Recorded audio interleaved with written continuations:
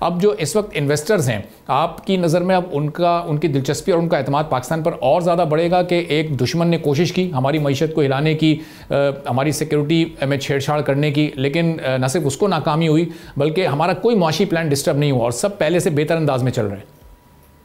بے شک، سب سے پہلے تو آپ کو اور پاکستانی عوام کو اور ہم سب کو مبارک ہو. اور یہ ہماری فتح جو ہے وہ صرف ملٹری نہیں کی فتح نہیں ہے، ہم نے فائنینشلی بھی جیتے ہیں اور ہم فورن پالیسی انگیجمنٹ کے جو میدان تھا اس میں بھی جیتے ہیں. تو اس کا سارا خراج تحسین جو ہے پوری کی پوری حکومت کے ہر اسٹیک ہولڈرز کو جس نے پاکستان کو ریپرزینٹ کیا ہے، ہمارے آف کورس مسلح افواج، ہمارے فائنانس کے اکانومی کی پوری ٹیم اور ہمارے فارن پالیسی کی ٹیم. کیونکہ یہ جو پرفارمنس ہے اس کا نہ کوئی اندازہ، اس کا کوئی ایکسپیکٹیشنز، اٹس بیونڈ ایکسپیکٹیشنز.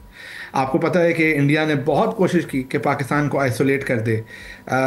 یہ ایک احساس کیا جا رہا تھا کہ ہمارا کوئی سپورٹ نہیں رہی. ایک وقت تھا، کچھ زیادہ پرانی وقت نہیں ہے، کہ ملک کے اندر بھی لوگ کہتے تھے کہ جی ہم تو کوئی بھکاری ملک ہیں اور پیسہ مانگتے ہیں. مگر وقت نے دکھایا کہ ہم نے 18 مہینے کے اندر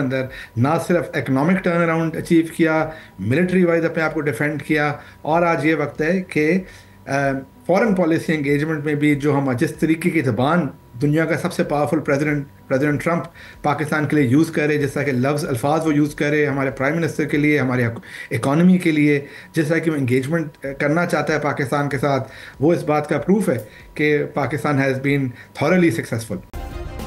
سبسکرائب کریں اور بیل دبائیں تاکہ کوئی خبر رہ نہ جائے.